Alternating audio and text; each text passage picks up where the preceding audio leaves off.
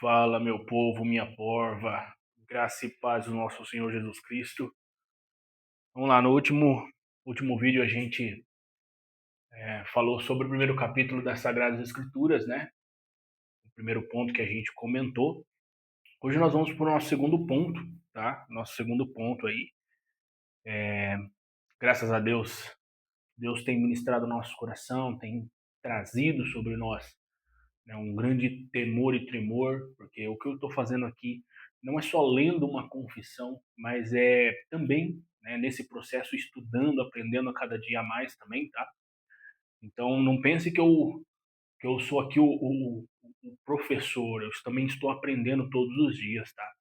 Isso é maravilhoso, é saber que tem muitas pessoas que têm acompanhado, muitas pessoas que têm comentado comigo, têm gostado da minha dinâmica, é o jeito que eu ensino, é o jeito que eu tento trazer o máximo de compreensão sobre a palavra de Deus ou sobre dos mais diversos assuntos, sabe? É a minha forma de trabalhar, gosto muito disso, porque se a gente partir para vamos dizer, um teor mais técnico, vai trazer muitas perguntas. E muitas vezes muito chulo demais. Quando eu falo chulo, não é por palavrão, não, tá? Mas de uma forma muito escarrada, às vezes tira aquele temor e tremor que a gente tem que ter, porque nós não estamos falando somente de um assunto qualquer, nós estamos falando de uma confissão que é baseada na palavra de Deus, tá? E por ser a palavra de Deus, nós temos que ter reverência. A palavra de Deus, ela tem que ter uma reverência, tá? Então, tenha sempre isso no teu coração, beleza? Vamos lá. Então, segundo tópico que nós vamos trabalhar sobre a primeira pergunta do catecismo, né? Da catecismo, desculpa, da Confissão de Fé de Westminster, tá? A gente trabalha juntamente com os catecismos, mas nós estamos trabalhando agora na Confissão de Fé de Westminster. Nosso primeiro vídeo foi sobre o primeiro parágrafo. E aqui nós vamos ter uma dinâmica um pouco diferente. Creio não ser tão longo, tá? Mas vai ser uma dinâmica diferente. Nós vamos falar sobre dois temas, tá? O limite e a unidade do cânon, tá? O cânon bíblico, que ele vai ser relacionado à segunda e à terceira, a segundo e terceiro parágrafo, tá? Da primeira pergunta da Confissão de Fé de Westminster. E aqui no nosso segundo ponto nós vamos trabalhar a origem e a confiabilidade da Bíblia no parágrafo 4 e 5, tá? Então vamos lá. O limite e a unidade do cânon é muito interessante quando a gente fala isso daí, o limite. O que é o limite, tá? E o que é a unidade do cânon. A gente vai ler na Confissão de Westminster, mas é muito interessante a gente entender isso. A Bíblia ela é composta por 66 livros, tá? 37 do Velho Testamento e 29, isso, não, desculpa, 39 do Velho Testamento e 27 do Novo Testamento, tá? Me confundi aqui, são 66 livros, tá? Então, esse é o cânon, né, que a gente entende como sendo de inspiração divina, tá? Claro, vai existir por exemplo, em outras Bíblias, a Bíblia Católica, por exemplo, ela tem muito mais livros, esses quais a gente considera como apócrifos, né? Não tem a sua divina inspiração. São inspirados pelo autor, mas não tem a sua divina inspiração. Então, não pode ser considerado parte do cânon, tá? Esses livros são chamados apócrifos, ou seja, eles têm a sua dinâmica mais humana, tá? Seus escritos humanos. E a gente vai ver isso daí, tá? E aí, outro ponto, de novo, a gente basicamente vai bater num outro ponto que a gente já conversou, a origem e a confiabilidade da Bíblia, tá? Isso é muito importante. Por que a Confissão de Westminster ela sempre vai trazer esse contexto, em algum momento, de que a gente tem que olhar para a origem e a confiabilidade da Bíblia? Porque a Bíblia, ela é um livro de Deus, tá? Ela não é um livro humano. Não é eu que escrevi o que está escrito ali. Foi Deus que inspirou as pessoas a escrever a palavra dele. Palavra como testemunho, não somente para nós, pela pessoa de quem Deus é, de quem Cristo é e de quem é o Espírito Santo. Tá? Só para você entender que é o próprio Deus contando a história do mundo. Tá? Muitas pessoas não vão querer acreditar, né? Mas isso é meio fora do padrão. Isso é o que nós cremos, tá? Assim como outras pessoas de outras religiões também vão crer nos seus livros, né, dos seus profetas, por exemplo, no islamismo. Eles creem que o profeta Maomé escreveu pela parte de Deus, tá? Então, sem problema nenhum, nós cremos que a Bíblia é o nosso livro de regra prática e fé. Tá? É o livro mais importante que nós temos.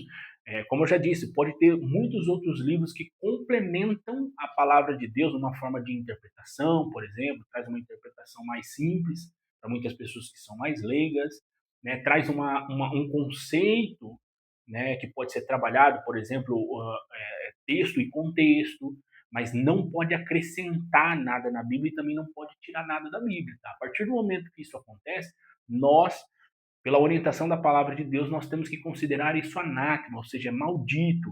Larga fora disso daí, tá? Vamos lá, então? Continuando aqui. E aqui nós vamos trabalhar sobre duas perspectivas também, tá?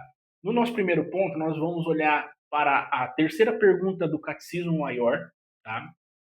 E nós vamos olhar para a pergunta 41 do Catecismo Breve, tá? Então, essas duas perguntas vão ser bem simples, tá? Elas são bem simples, não vai tomar muito tempo nosso. O que pode tomar um tempo um pouquinho maior, principalmente pelas referências, vai ser a quarta pergunta do Catecismo Maior, sobre o segundo ponto, que seria a origem e a confiabilidade da Bíblia, tá? Então, pra gente, antes de iniciar isso daí, coisas pra gente lembrar, tá? Eu coloquei aqui um PLCB2, tá? É Catecismo Breve, pergunta 2, tá? É muito importante que a gente reveja isso daí. Se você tá com dúvida, volta no outro vídeo, tá? No outro vídeo, e aí você vai relembrar o que é o Catecismo Breve, pergunta 2, tá? E aqui, para a gente relembrar no segundo ponto, Catecismo Breve, pergunta 6, também é muito importante para que a gente entenda o contexto da origem e confiabilidade da Bíblia, beleza? Vamos para a nossa confissão de fé de Westminster. Eu vou estar lendo aqui. Deixa eu trazer mais um pouquinho para cá, para mim só não ficar desaparecido aqui. De vez em quando o computador ele meio que desliga, tá? Tem um notebookzinho aqui que ele é meio... Já comprei velho, então não tem muito o que fazer não, tá? Vamos lá, então nós vamos para o segundo parágrafo da Confissão de Fé de Westminster, tá? Então vamos lá. Se você não tem, tá? Antes da gente começar, se você não tem a Confissão de Fé de Westminster, tá? Você pode adquirir pela internet mesmo, ou às vezes num sebo aí, você pode dar uma procurada, tá? Se você não tiver aí, tiver interesse de adquirir, quiser comentar, eu quero adquirir, cara, a gente arruma um link para você, você compra, tá? Cara, tenha. A Confissão de Fé de Westminster é muito importante, tá? Isso é um livro de suma importância para que a gente entenda, principalmente quando a gente participa, principalmente de igrejas, Igreja Presbiteriana do Brasil, Igreja Presbiteriana Independente do Brasil, elas têm a Confissão de Fé de Westminster como um símbolo de fé, tá? Isso é muito importante. Você precisa ler isso daqui, tá? Você precisa aprender, você precisa entender quais perguntas, como ela responde, você tem que ler os catecismos. É muito importante você ter isso daí. Claro, e primordialmente, tá? Primordialmente, isso daqui é fora de contexto, tá? Fora de contexto, isso daqui não pode faltar na sua vida, que é a Bíblia Sagrada, tá? Tome vergonha na cara e pega a sua Bíblia aí, tá? Vá ler a sua Bíblia todos os dias. Se não conseguir ler todos os dias, leia no final de semana, mas tire um tempo, tá? Senta aí no seu sofazinho, se desligue do mundo, se desligue dos problemas, das preocupações, tá? Abra a palavra de Deus aqui, ó, e vai estudar, tá?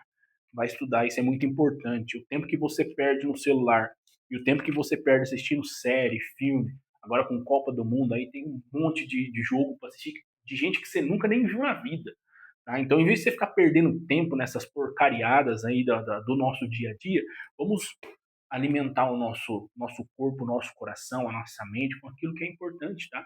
É de suma importância, tá? Isso daí não pode faltar na nossa vida, não. Beleza? Então vamos lá, vamos começar aqui para a gente não tomar muito tempo e eu também não gastar aí os meus créditos com vocês, né? Já o último vídeo foi 50 minutos, cara. Fala pra caramba, bicho. Aí você imagina mais um vídeo falando mais 50 minutos. Meu Deus. Nem eu aguento, tá? Vamos lá, então. O segundo parágrafo diz assim, ó. Sob o nome de Escritura Sagrada, ou Palavra de Deus escrita, incluem-se agora todos os livros do Antigo e do Novo Testamento, todos dados por inspiração de Deus para serem a regra de fé e prática, tá? Antes de ler aqui, eu vou ler a referência. A referência está lá em Lucas 16, 29 e 31, diz assim, ó, respondeu Abraão, eles têm Moisés e os profetas, ouçam-nos. Mas ele insistiu: não, pai Abraão, se alguém dentre os mortos for ter com eles, arrepender-se-ão. Abraão, porém, lhe respondeu: se não ouve a Moisés e aos profetas, tampouco se deixarão persuadir, ainda que ressuscite alguém dentre os mortos. Tá? Isso daqui é a parábola do rico e Lázaro. Tá? Isso daí é um diálogo que está tendo entre o rico, né, e Abraão, tá? Para que Abraão enviasse Lázaro para ter com os irmãos dele, com a família dele que ainda estava viva, para que eles não fossem para o lago da condenação, tá? Mas Abraão ele vai dizer: não, meu filho, tem uns profetas lá, entendeu? Por que eu vou mandar alguém? Se eles não acreditam nos profetas que está vivo, vai acreditar em quem está morto? É uma realidade, tá? Efésios 2:20 diz assim: edificado sobre o fundamento dos apóstolos e profetas, sendo ele mesmo Cristo Jesus a pedra angular. Tá? Paulo falando aos Efésios aí, entendeu? Porque ele tá citando os profetas, que eram os profetas do Velho Testamento, tá? Tá citando os apóstolos, tá? Os apóstolos de Cristo, os discípulos que se tornaram apóstolos, né? Mas ele está dizendo que, ó, sendo ele, Cristo Jesus a pedra angular, então está apontando para Jesus. E como que se sabia quem era Jesus, que ele era o Messias? Estudando a palavra de Deus. No Velho Testamento, as profecias falavam de Jesus, tá? Apontavam para o Cristo. Tá? Apocalipse 22, 18, 19 diz assim: eu, a todo aquele que ouve as palavras da profecia deste livro, testifico. Se alguém lhe fizer qualquer acréscimo, Deus lhes acrescentará os flagelos escritos neste livro. E se alguém tirar qualquer coisa das palavras do livro desta profecia, Deus tirará sua parte da árvore da vida, da cidade santa e das coisas que se acham escritas neste livro. Então aqui João, ele está escrevendo, né, aquilo que o Senhor inspirou ele a dizer. Se aquele que acrescentar alguma palavra, entendeu, na Bíblia Sagrada ou tirar alguma palavra, é digno de condenação. E o Senhor fará isso acontecer. Tá? Por isso que nós temos que entender o que é temor e tremor diante de Deus. É temer e tremer diante daquele que pode fazer com que tudo se acabe sobre nossas vidas. Porque Deus é soberano. Deus é dono de tudo isso daqui, meu amigo. Né? Não temos como rivalizar contra Deus. Por quê? Haverá da criatura se rivalizar contra o seu próprio Criador? Não, não tem como. Tá? Isso não existe. Né? Mas, né, muitas pessoas ainda tentam rivalizar com o próprio Deus. Tá? Isso é absurdo. Mas cada um, né, sabe eu lembro do subtenente em 2012, quando eu servi o tiro de guerra, né, o exército brasileiro, lá, o ano obrigatório. Ele dizia uma coisa muito interessante: pomba que come pedra sabe o buraquinho que tem, tá? Então, bem sabemos que a partir do momento que nós alteramos a palavra de Deus, nós não estamos rivalizando com o livro, nós estamos rivalizando com o Criador. E rivalizar com o Criador é a pior decisão que a gente pode ter, porque nunca vamos ganhar essa guerra, tá? Nem pensar em deveria. Vamos lá. 2 Timóteo 3,16, né? Então, toda a escritura é inspirada por Deus e útil para o ensino, para a repreensão, para a correção, para a educação na justiça. Tá? Então, vamos lá, vamos ler aqui, ó, a referência dos livros. Então, vamos lá. A gente disse que a palavra de Deus ela é o nosso único livro de fé, regra e prática, tá? Isso tem que ser. O nosso livro de cabeceira é aquele que a gente deve guardar no coração, tá?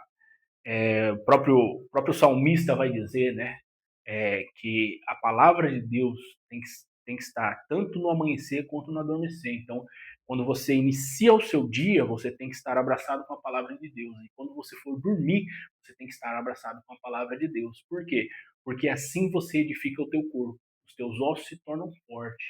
O teu coração, a tua mente fica muito melhor. Por quê? Porque você está alimentando o espírito. E a partir do momento que você alimenta o espírito, que você anda com Deus, você não vive nos desejos da carne que existe neste mundo, tá? E a gente comentou aqui, tá? São 37 livros do Velho Testamento. 37 não, desculpa, cara. 39 livros. Tem que fixar. Eu esqueço, às vezes eu confundo. 39 livros do Velho Testamento. A gente vai ler aqui, ó. Então, os livros do Velho Testamento são Gênesis, Êxodo, Levítico, Números e Deuteronômio. Esdras, Neemias, Esther, Jó, Salmos, né? Acho que ele ele cortou aqui, desculpa. Vamos começar de novo. Calma aí, é que ele cortou a tabela aqui. Eu falei, ué, mas pulou de Deuteronômio para Êxodo? Não, então é Gênesis, Êxodo, Levítico, Números, Deuteronômio, Josué, Juízes, Ruth, 1ª e 2ª Samuel, 1ª e 2ª Reis, 1ª e 2ª Crônicas. Aí a gente vai para Esdras, Neemias, Esther, Jó, Salmos, Provérbios, Eclesiastes, Cântico dos Cânticos ou Cantares, tá? Isaías, Jeremias e Lamentações. Ezequiel, Daniel, Oséias, Joel, Amós, Obadias, Jonas, Miqueias, Naum, Abacuque, Sofonias, Ageu, Zacarias e Malaquias. Tá? São 39 livros aí do Velho Testamento. Do Novo Testamento, a gente tem 27, tá? Então, Mateus, Marcos, Lucas, João, Atos, Romanos, 1ª e 2ª Coríntios, Gálatas, Efésios, Filipenses, Colossenses, 1ª e 2ª Tessalonicenses, 1ª e 2ª Timóteo, Tito, Filemon, Hebreus, Tiago, 1ª e 2ª Pedro, 1ª, 2ª e 3ª carta de João, né? Então são 3 cartas. Judas, tá? Não é o Judas aquele que traiu Jesus, esse é outro Judas, tá? E Apocalipse, que a gente leu a referência, tá? Então são esses os 27 livros do Novo Testamento, tá? É muito bom quando a gente decora, tá? Qual é a quantidade total do livro da Bíblia, que são 66, 39 livros do Velho Testamento e 27 do Novo, tá? Só de você saber, né, esses números básicos, já está sabendo melhor do que 70%, 80% de todos os crentes no Brasil, tá? Porque tem nego que você pergunta quantos livros tem a Bíblia, nem ele sabe, tá? Né? Se você pergunta alguma coisa muito simples, a pessoa não sabe. Então, tipo, só de você saber isso daqui, você já está sabendo melhor, mais do que 70%, 80%, tá? Vamos lá, vamos continuando aqui. Então, a gente leu a primeira referência, tá? Então, aqui ele só tem uma referência e é muito interessante a gente entender que é essa a palavra de Deus, beleza? Terceiro parágrafo, vamos lá. Então, diz assim: os livros geralmente chamados apócrifos, aí a gente vai entrar no conceito, tá? Não sendo de inspiração divina, não fazem parte do cânon da Escritura.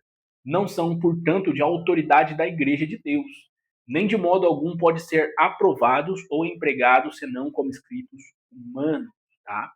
É o que eu acabei de comentar. Os apócrifos, eles são extras, tá? São considerados escritos humanos. E aí vamos às referências, né?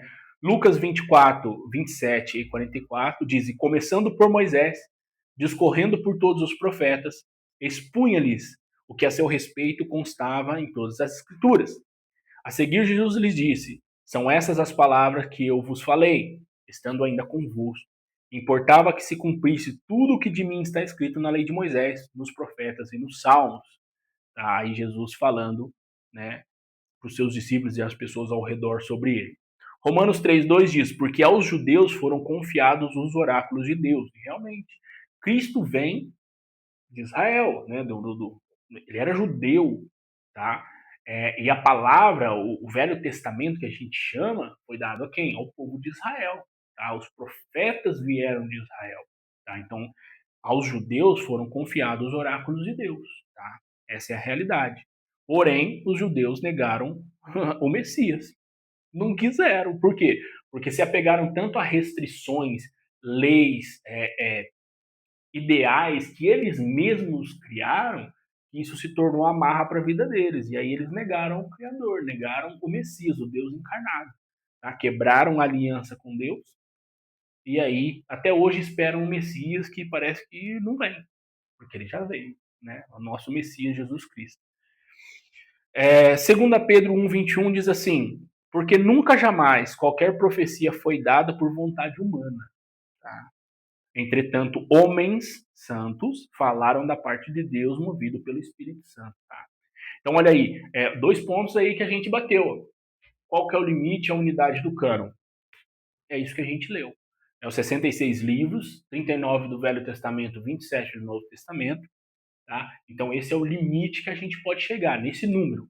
Né? Não é um número, é um número mágico, vamos dizer assim. Né? É um número mágico e fixo, tá? 66 livros, 39 livros do Velho Testamento, 27 livros do Novo Testamento, tá? Então esse aí é o limite e a unidade do cânon, tá? Então parágrafos 2 e parágrafo 3 da primeira pergunta, né, da Confissão de Fé de Westminster. Beleza? Até aqui? Vamos lá?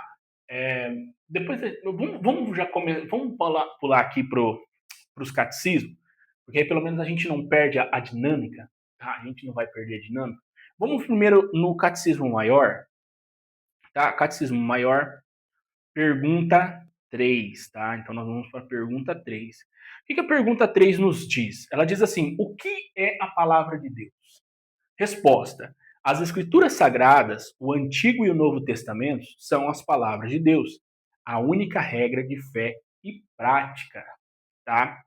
Vamos lá. Então vamos às referências. Aqui tem referência, se quiser pausar aí, ou pausar no começo também, e anotar tudo isso aqui, anote, é muito importante, tá? Então vamos lá. 2 Timóteo 3,16, toda a escritura é inspirada por Deus, é útil para o ensino, para a repreensão, para a correção, para a educação na justiça.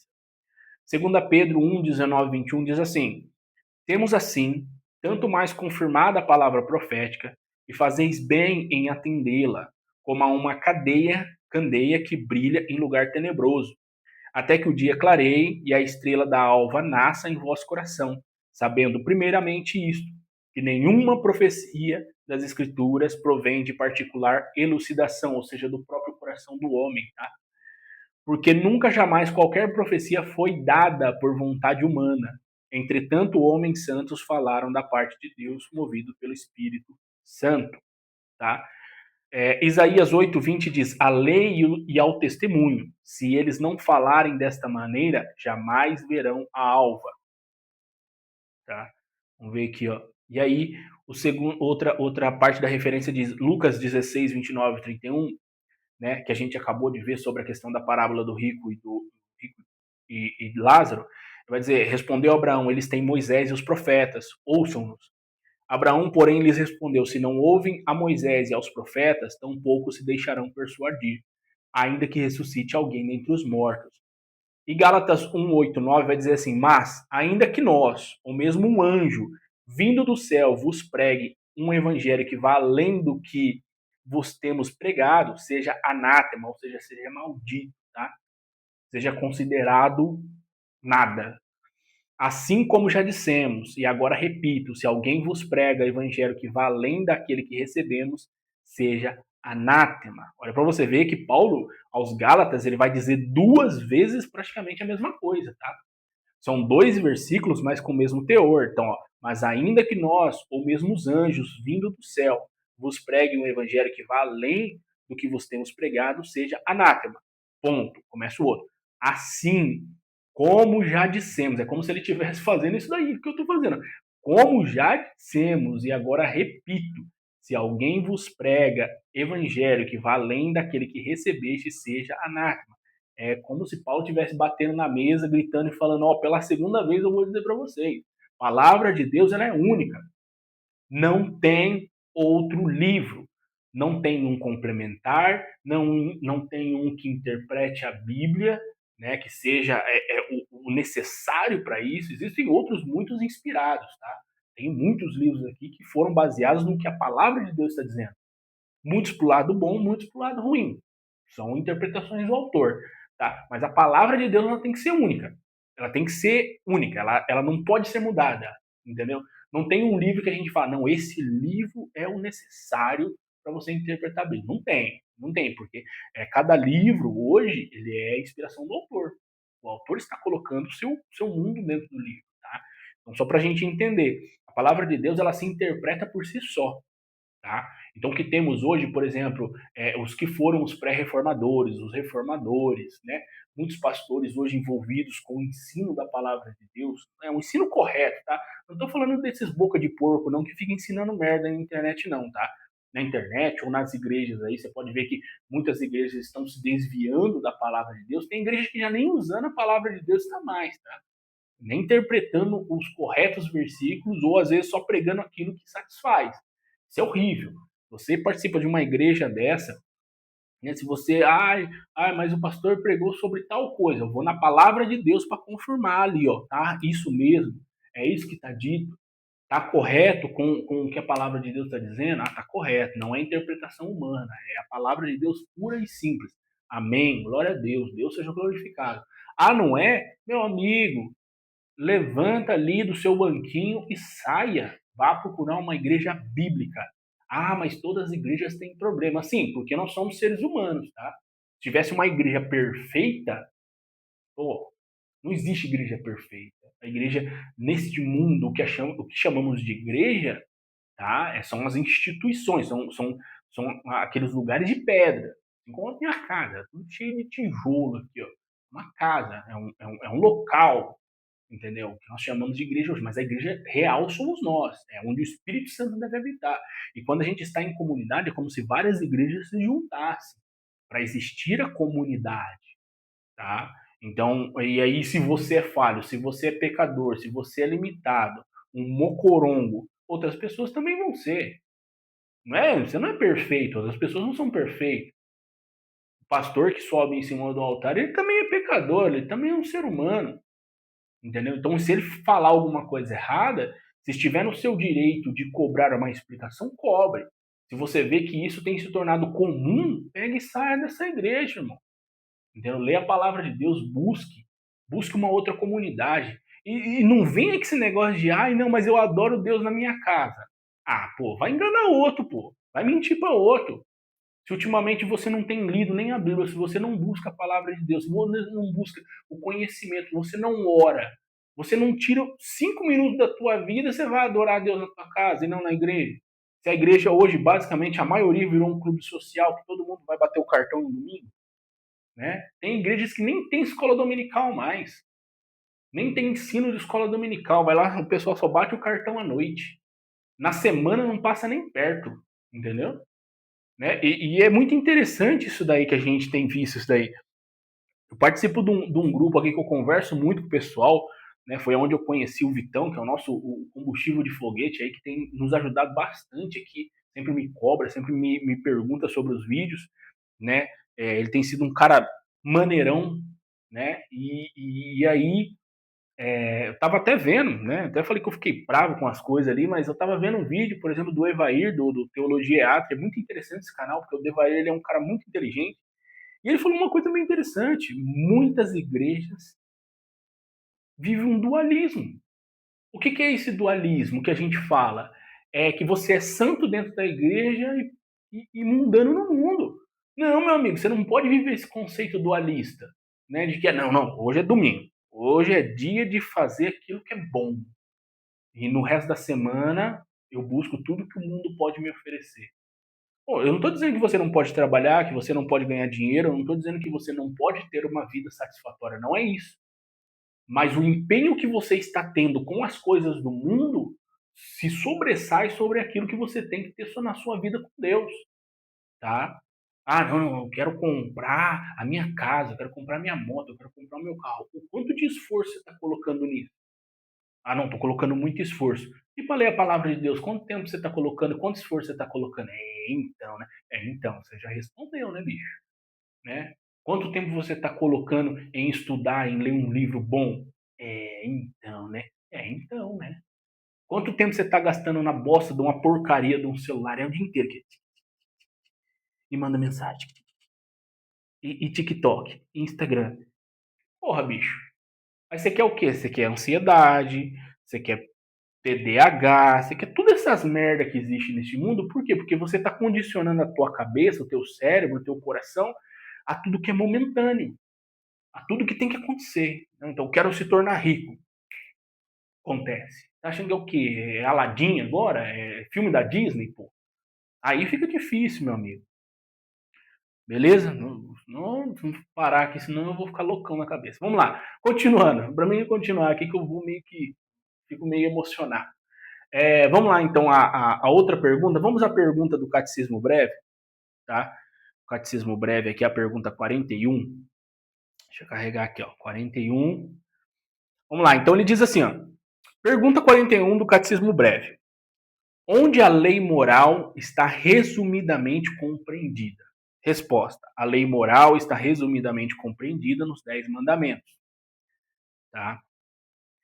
Referência, né? Então, vamos às referências. Deuteronômio 10:4. Escreveu o Senhor nas tábuas, segundo a primeira escritura, os 10 mandamentos que ele nos falara no dia da congregação, no monte, no meio do fogo. E o Senhor mas deu a mim.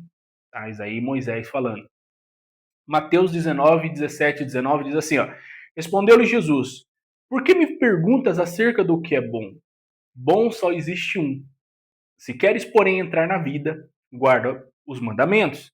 E ele lhe perguntou, quais? Respondeu Jesus, não matarás, não adulterarás, não furtarás, não dirás falso testemunho, honra teu pai e tua mãe e amarás ao teu próximo como a ti mesmo. Aí o Senhor falando sobre o jovem, né, que disse que o seguiria, né, que guardava os mandamentos e que o seguiria e tudo mais. Então, olha para você ver como é que é interessante. Os 10 mandamentos, eles são necessários, tá? Da gente atender isso daí. Claro, a gente pode dizer que existe algumas mudanças, tá? Mudanças que eu digo assim, por exemplo, nos 10 mandamentos está falando para a gente guardar o sábado, tá? Só que existe uma má interpretação sobre essa questão. Não vou entrar no mérito sobre isso, mas é só para dizer que existe uma má interpretação nesse contexto do sábado, tá? Desculpa. E o próprio Jesus ele vai deixar para a gente, né, 2 mandamentos primordiais, que é amarás a Deus sobre todas as coisas e só a Ele adorarás, e amarás ao teu próximo como a ti mesmo. Tá? Então são 2 os mandamentos desses 10, porque os 10 eles se resumem nisso. Quando a gente fala não matarás, quem que você vai matar? Vai matar o próximo. Né? Não adulterarás, né? Quando você adulterar, você adultera com quem? Com o homem ou com a mulher do próximo. Não furtarás. Você está furtando quem? O próximo, tá? Não dirás falso testemunho. Você está fazendo isso contra quem? Contra o seu próximo, tá? Honra teu pai e tua mãe. O teu pai e a tua mãe é próximo também, tá? Não, é o seu pai e a sua mãe. Você tem que honrá-los, tá? É o primeiro mandamento com promessa, tá? Amarás ao teu próximo como a ti mesmo. Então, olha para você ver que se a gente pegar todos os 10 mandamentos, entendeu? Os 10 mandamentos vão se resumir eles entre amarás a Deus e amarás ao teu próximo, como a ti mesmo. Se você não quer o mal para você, você não deseja para o próximo, tá? Se você não quer que o seu próximo passe por problemas ou situações difíceis, você não deseje, né, você não deseje tanto para ele como você não vai desejar para si mesmo. Ninguém fala, eu quero passar pela situação difícil. Você está gravando, você não está acabando aqui. Eu quero passar por um problema, senhor, não estou passando. Você não vai falar isso daí, pô. Você não é burro. Não, eu quero passar pela fome, pelo problema. Né? Pô, porra, bicho, é foda, cara. O cara que fizer isso aí, ele é burro. Essa é a palavra mesmo, não tem outra coisa, é burro. Porque ninguém vai desejar para si o mal. Todo mundo quer viver bem. Todo mundo quer viver em paz, em alegria, em satisfação, cumprindo seus objetivos de vida. Então você vai desejar isso pro próximo também. Ah, mas eu não gosto dele. Ninguém perguntou se você gosta ou deixa de gostar. Você tem que amá-lo. Jesus não está falando, amarás o teu próximo porque você gosta dele. Não, pô. Ele está dizendo, amarás o teu próximo como a ti mesmo. Acabou o assunto. Tá? Então, isso só para a gente entender que os 10 mandamentos são coisas que norteiam a nossa vida, tá? E aí, o que eu falei sobre a questão, por exemplo, do sábado, que o pessoal fala, é porque existe um contexto muito interessante dentro do que significa a morte de Cristo, a Páscoa e tudo mais, tá? Por exemplo, a Páscoa, para a gente fala Páscoa, né? A morte e o nascimento de Cristo também, podemos colocar nesse contexto, né? Mas é bem mais levado para a morte de Cristo. E a gente fala Páscoa, mas o que resume a Páscoa para a gente? É isso, é a morte de Cristo, beleza, mas é comer chocolate. Mas, na verdade, para o judeu, a Páscoa significa passagem. É a referência dos umbrais nas portas marcado com o sangue do cordeiro para que a morte não entrasse quando o povo ainda estava no Egito. Tá? Então, a Páscoa significa isso. E por que vamos deixar de adorar ao Senhor, de cultuar ao Senhor no sábado? É porque há essa passagem para o primeiro dia. Então, Cristo ele vai morrer na quinta-feira, a gente chama sexta-feira de cinzas, né? Então, sexta, sábado, no primeiro horário do primeiro dia da semana, o Senhor vai ressuscitar. Então, ele vai ressuscitar no primeiro. Então, a gente tem o conceito de que a gente deixa de adorar a Deus e buscar ao Senhor no sétimo dia para buscá-lo no primeiro. Porque antigamente era assim, as pessoas trabalhavam do primeiro dia até o sexto e descansavam no sétimo. Tá? Mas agora você adora ao Senhor no primeiro e nos outros dias você busca, trabalha, faz todas as outras coisas. Deu para entender? Então deixa de se olhar para Deus no último dia como a última fonte e passa a olhar como primeira fonte. É porque há uma passagem, tá? É o pechá que eles chamam. É o pechá, é a passagem.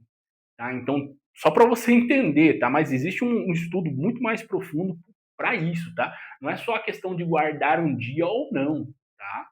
Mas qual é a importância, né, desse dia, né? No sábado a gente está levando para o último dia, entendeu? Mas se puder descansar, por exemplo, no sábado, no domingo, descansa, pô, né? Descansa, mas tenha o entendimento, né? Que não é só uma questão de um dia, é questão de todos os dias sobre a tua vida. O primeiro dia é o primeiro que inicia a tua semana, tá? Mas todos os outros dias você tem que estar em comunidade com Deus. Não adianta também, sei lá, no domingo, né, e falar, não, domingo eu vou guardar para o Senhor, vou para a igreja, e vai lá, levanta a mão e adora e ora ao Senhor, mas na segunda você trai o esposo, a esposa, na terça você usa droga nas baladinhas, na quarta você enche o caneco de cachaça, na quinta você fica vendo pornografia no computador e no celular, na sexta você mente, você rouba, você mata, você faz um monte de merda da tua vida, no sábado você descansa. Aí no domingo você vai lá e faz tudo de novo. No domingo você descansa também, ou no sábado muitas vezes você vai lá e faz tudo o de pior sobre a tua vida, e você fala, não me julgue, só Deus pode me julgar. Pô, aí é foda também, né? Então só para você ver que existe esses estudos, essas interpretações que a gente tem que ter, tá? Porque a palavra de Deus ela deixa bem clara quem ela é e de quem ela está falando e por que ela está falando esse tipo de coisa, beleza? Acho que ficou bem, né? Não deu acho que eu dei uma empolgada aí. Me desculpe. Não desculpa, não. É melhor. Vamos lá. Então, nosso primeiro tema aqui, né, o limite e a unidade do cânon. Acho que ficou bem explicado até um, um conceito mais aí sobre a questão dos 10 mandamentos e do que é a palavra de Deus. Tá? Vamos lá, então. Voltando para a confissão de fé de Westminster, a gente volta agora. Maravilha. Vamos voltar aí à nossa quarta e quinta pergunta para a gente finalizar. Então, quarta e quinta pergunta, não. Quarto e quinto parágrafo, tá? Então vamos ao quarto parágrafo da Confissão de Fé de Westminster. Diz assim: a autoridade da Escritura, razão pela qual deve ser crida e obedecida, não depende do testemunho de qualquer homem ou igreja, mas depende somente de Deus, o seu autor, que é a própria verdade. Ela tem, portanto, de ser recebida porque é a palavra de Deus, tá? E se encaixa nesse ponto aqui, ó, origem e confiabilidade, tá? E também sobre o tema aqui, ó, a autoridade da palavra, tá? Vamos lá, então, 2 Pedro 1, 19, 21, a gente já leu, mas vamos ler de novo, tá? Diz assim: temos, assim, tanto mais confirmada a palavra profética, e fazeis bem em atendê-la, como a uma candeia que brilha em lugar tenebroso, até que o dia clareie e a estrela da alva nasça em vosso coração. Sabendo, primeiramente isto, que nenhuma profecia da Escritura provém de particular elucidação, porque nunca, jamais, qualquer profecia foi dada por vontade humana. Entretanto, homens santos falaram da parte de Deus, movidos pelo Espírito Santo. Beleza? 2 Timóteo 3,16. Já lemos de novo, vamos ler de novo. Toda a escritura é inspirada por Deus e útil para o ensino, para a repreensão, para a correção e para a educação na justiça. Tá? 1 João 5,9. Se admitimos o testemunho dos homens, o testemunho de Deus é maior. Ora, este é o testemunho de Deus que ele dá acerca do seu Filho, o Filho Jesus. Tá? E como que nós vamos saber que o testemunho de Deus é sobre o Filho? Lendo a palavra de Deus. Porque Deus está falando do Filho. Ponto. Simples assim, tá? Vamos lá, 1 Tessalonicenses 2,13. Outra razão ainda temos nós para incessantemente dar graças a Deus, é que tendo vós recebido a palavra que de nós ouvistes, que é de Deus, acolhestes não como palavra de homens, e sim como em verdade é a palavra de Deus, a qual com efeito está operando eficazmente em vós, os que credes, né? Paulo falando aos Tessalonicenses, daí, tá? Então é muito interessante a gente entender como os apóstolos eles vão trazer esse conceito de que Deus está testemunhando através da sua palavra escrita sobre o Filho, sobre o Espírito Santo, dele mesmo, o Espírito Santo de Deus, que opera em nós, que habita em nós. É aquele que nos direciona e fala, o Cristo é esse. Vamos ouvir a palavra de Deus. Essa é a interpretação. É o Espírito Santo que ministra o nosso coração. Se nós temos uma comunhão com Deus, nós entendemos que o Espírito Santo de Deus habita em nós. E o Espírito Santo de Deus é que faz a curadoria de tudo aquilo que a gente tem que entender sobre a palavra de Deus, tá? Por quê? Porque nós mantemos a união de sabedoria sobre a palavra de Deus, joelhos dobrados em redenção ao Senhor, né? E a gente ora para que o reino de Deus venha sobre nós, tá? E aí a gente mantém uma comunicação, beleza? Vamos lá, vamos ler nosso quinto parágrafo, tá? Quinto parágrafo diz assim, ó: pelo testemunho da igreja podemos ser movidos e incitados a um alto e reverente apreço pelas Sagradas Escrituras, tá? A suprema excelência do seu conteúdo, a eficácia da sua doutrina, a majestade do seu estilo, a harmonia de todas as suas partes, o escopo do seu todo, que é dar a Deus toda a glória, a plena revelação que faz do único meio de salvar-se o homem, as suas muitas outras excelências incomparáveis e completa perfeição são argumentos pelos quais abundantemente se evidencia ser ela a palavra de Deus. Contudo, a nossa plena persuasão e a certeza da sua infalível verdade e divina autoridade provém da operação interior do Espírito Santo, que pela palavra e com a palavra testifica em nosso coração. Acabei de falar isso aí. Você vê que, claro, eu li também aqui a confissão, né? Não dá para não dá para me falar sobre a confissão sem ler a confissão, né? Seria muito abjeto da minha parte fazer uma coisa dessa. Tá? Mas é muito interessante a gente entender isso daí, tá? Porque a palavra de Deus é o entendimento que nós temos para nós darmos honra e glória ao Senhor, tá? E entendendo que a palavra de Deus ela é importante, a gente entende quem é Deus. Entendendo quem é Deus, a gente entende quem é Cristo, o Filho, né? O Deus encarnado. Entendendo quem é o Filho, a gente vai entender quem é o Espírito Santo. E o Espírito Santo vai fazer isso daí, falar ao nosso coração. Ele vai apontar para Cristo, porque Cristo é o nosso mediador. É aquele que nos liga com Deus, porque foi ele que morreu na cruz. Ele que pagou o preço pelo nosso pecado.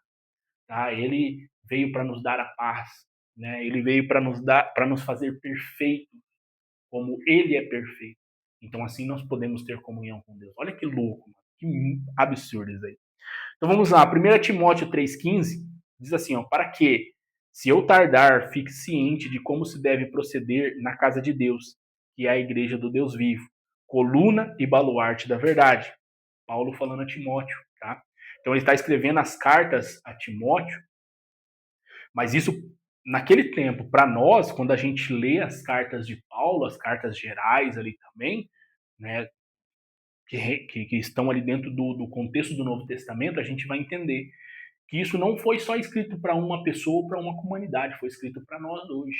Tá? Então nós temos que ter devida reverência sobre a palavra de Deus e entender como são os preceitos de Deus, como Deus deve ser adorado, como deve ser o comportamento nosso dentro da igreja, dentro da comunidade de irmãos, qual tem que ser o nosso projeto de vida dentro da comunidade, tá? E entender tudo aquilo que é necessário para cumprirmos os mandamentos do Senhor, tá? Entender e compreender os mandamentos do Senhor. Maravilhoso isso aí. 1 João 2, 20 e 27 vai dizer assim, ó, e vós possuís unção que vem dos santos, e todos tendes conhecimento. Quanto a vós outros, a unção que dele recebestes permanece em vós, e não tendes necessidade que alguém vos ensine, mas com a sua unção vos ensina a respeito de todas as coisas, e é verdadeira e não é falsa. Permanecei nele, como também ela vos ensinou, tá? Então aí falando sobre a unção que vem de Deus, que vem do Filho, tá? Da presença do Espírito Santo. Essa é a verdadeira unção que nos ensina. João 16, 13 e 14 diz, quando vier, porém, o Espírito da verdade, ele vos guiará a toda a verdade, porque não falará por si mesmo, mas dirá tudo o que tiver ouvido e vos anunciará as coisas que hão de vir. Ele me glorificará, porque há de receber do que é meu e vou-lo há de anunciar. O próprio Jesus falando sobre o Espírito, sobre a vinda do Espírito Santo, que é o Pentecostes, tá? 1 Coríntios 2, 10, 12 diz assim: Mas Deus nolo revelou pelo Espírito, porque o Espírito a todas as coisas perscruta. Palavra meio difícil, mas é assim, perscruta. Tá? Ou seja, então todas as coisas o Espírito sabe, tá? É como se ele olhasse os mais cantinhos do seu coração, tá? Até mesmo as profundezas de Deus. Porque qual dos homens sabe as coisas do homem, senão o próprio Espírito que nele está? Assim também as coisas de Deus ninguém as conhece, senão o Espírito de Deus. Ora, nós não temos recebido o Espírito do mundo, e sim o Espírito que vem de Deus, para que conheçamos o que por Deus nos foi dado gratuitamente, ou seja, sobre a salvação em Cristo Jesus. E quem ministra isso no nosso coração é o Espírito Santo, tá? Isaías 59, 21 diz: Quanto a mim, esta é a minha aliança com eles, diz o Senhor. O meu espírito que está sobre ti e as minhas palavras que pus na tua boca não se apartarão dela, nem da de teus filhos, nem da dos filhos dos teus filhos, não se apartarão desde agora e para todo sempre, diz o Senhor. Deus é maravilhoso, cara, é muito louco, velho, muito louco. Eu fico abismado de ler confissão, os catecismos e saber o quanto Deus tem falado com o nosso coração, tem falado com a nossa vida, tá? Então, beleza, aqui a gente termina o nosso quinto parágrafo. Então, a gente, no nosso segundo ponto, a gente falou da origem e confiabilidade da Bíblia, tá? Parágrafo 4 e 5º, tá? E vamos lá para nossa pergunta do catecismo, né? A nossa quarta pergunta do nosso catecismo maior, para que a gente termine essa leva, esse segundo vídeo sobre a primeira pergunta, né, da Confissão de Fé de Westminster, tá? Então, a pergunta 4 do catecismo maior vai dizer assim, ó: como se demonstra que as Escrituras são a palavra de Deus? Resposta: demonstra-se que as Escrituras são a palavra de Deus por sua majestade e pela pureza do seu conteúdo, pela harmonia de todas as suas partes e pelo propósito do seu conjunto, que é dar toda a glória a Deus, pela sua luz e pelo poder que possuem para convencer e converter os pecadores e para edificar e confortar os crentes para a salvação. O Espírito de Deus, porém, ao testemunhar pelas Escrituras e juntamente com elas no coração do homem, é o único capaz de persuadi-lo completamente de que elas são realmente a palavra de Deus. A gente leu, né? Se eu não me engano, acho que o catecismo, a terceira pergunta, se eu não me engano, que ela é muito relativa a isso, né? Não, não. Foi a pergunta 41, tá? 41 do catecismo breve que a gente. 41 não, pô. 41 não. Foi a 3? Pô, esqueci agora. Não, foi não, foi não, foi não. Acho que provavelmente foi a parte da confissão de fé que a gente leu, que é muito semelhante a isso que a gente acabou de ler, tá? Da pergunta 4. É muito interessante. Por isso que eu falo pra você, existe uma ligação ali, cara. Eu me perco aqui nos bagulho, velho. Você é louco. É muito louco. Mas vamos às referências, né? Aqui, esse aqui vai ter um pouquinho mais de referência, mas senta a bunda na cadeira, no sofá e sossega. É muito mais importante você gastar tempo ouvindo versículos da Bíblia, referências bíblicas, um comentário que eu creio que o Senhor tem colocado no meu coração aqui, que eu creio que seja interessante para a gente ter. Tá? E se eu tiver errado, você também comenta aí, fala, ó, tá errado lá. Eu faço um vídeo me retratando, estudando, conhecendo mais, né? Porque eu também sou ser humano, tá? Mas é muito mais importante você gastar tempo de ler a palavra de Deus, de ouvir, de assistir um vídeo que vai incrementar na tua fé, do que muitas vezes você ficar perdendo tempo vendo porcariada no celular, tá? Ou no computador. Então vamos lá. Oséias 8,12 diz assim, ó: embora eu lhes escreva a minha lei em 10.000 preceitos, estes seriam tidos como coisa estranha, tá? Então isso aí é referência, né, à primeira parte que ele vai dizer, tá? Sobre a questão da palavra pela sua majestade. Por quê? Porque a palavra de Deus é maravilhosa, irmão. Ela é muito, muito além do que nós podemos ter sobre o nosso conhecimento, tá? É isso. Os mandamentos de Deus é tudo estranho para nós. Por quê? Porque Deus é bom, justo e perfeito. Nós somos pecadores falhos e limitados. Tá? Então, muitas coisas ainda a gente tende a se manter na ignorância. Mas quando a gente vai para a palavra de Deus, essa ignorância ela vai sendo descortinada pela presença do Espírito Santo. Tá? Então, 1 Coríntios 2, 6 e 7 diz assim, ó, entretanto, expomos sabedoria entre os experimentados, não porém a sabedoria deste século, nem a dos poderosos desta época, que se reduzem a nada, mas falamos a sabedoria de Deus em mistério, outrora oculta, a qual Deus pré-ordenou desde a eternidade para a nossa glória. Tá? Salmo 119, 18 e 129. Então, faz o 18, pula para o 129, tá? Desvenda os meus olhos para que eu contemple as maravilhas de tua lei. Olha que maravilha. Aí diz assim, ó, admiráveis são os teus testemunhos, por isso a minha alma os observa. Cara, salmo, esse é o maior salmo que tem, né, cara? Nossa, ele é muito louco porque ele, cara, salmos já é muito, muito maravilhoso de ler. Mais isso ainda, cedo. Então vamos lá, Salmos 12, 6 diz, as palavras do Senhor são palavras puras, prata refinada em candinho de barro, depurada 7 vezes. 7 vezes o número da perfeição de Deus, tá?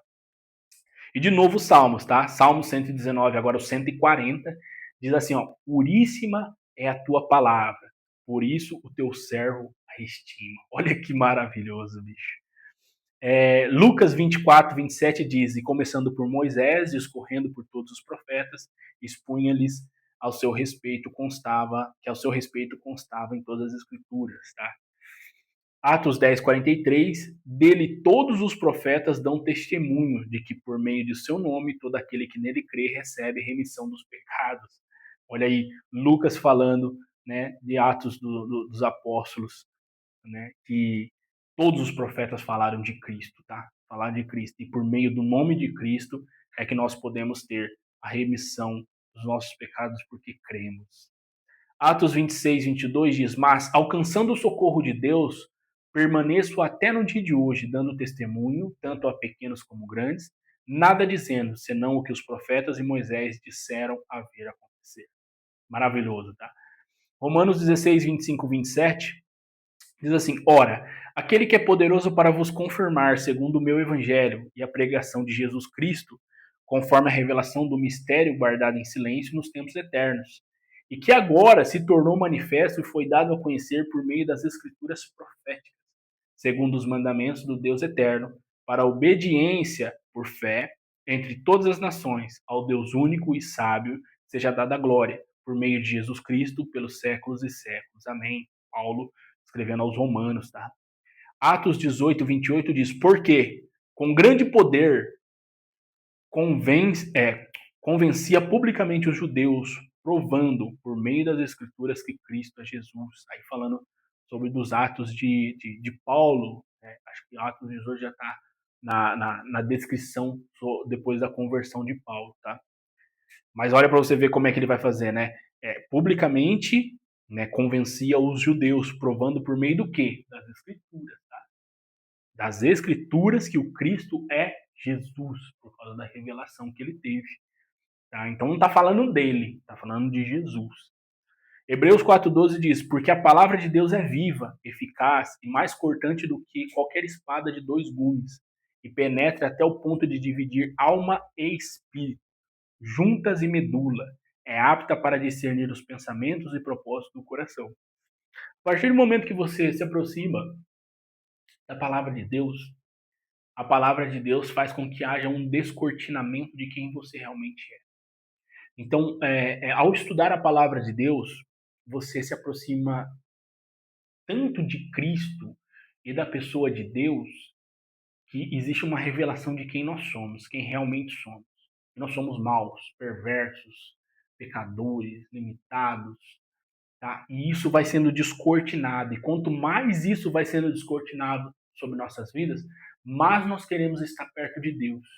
Porque somente perto de Deus, por meio de Jesus Cristo, é que nós temos o perdão pelos nossos pecados, a limpeza profunda sobre as nossas vidas. Tá? Sem isso, nós estamos perdidos. Essa é a realidade.